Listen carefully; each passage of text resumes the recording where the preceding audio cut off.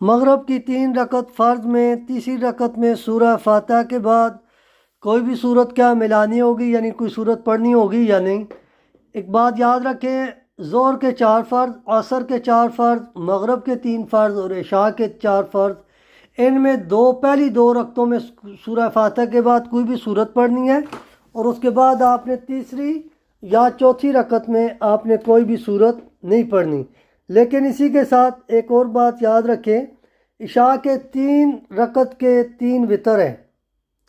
اور 2 رکعتوں میں تو صورت پہلی میں پڑھنی ہے، پہلی 2 میں۔ تیسری رکعت میں آپ نے لازماً سورہ فاتحہ کے بعد کوئی بھی صورت پڑھنی ہے۔ اگر آپ جان بوجھ کر کے چھوڑ دیں گے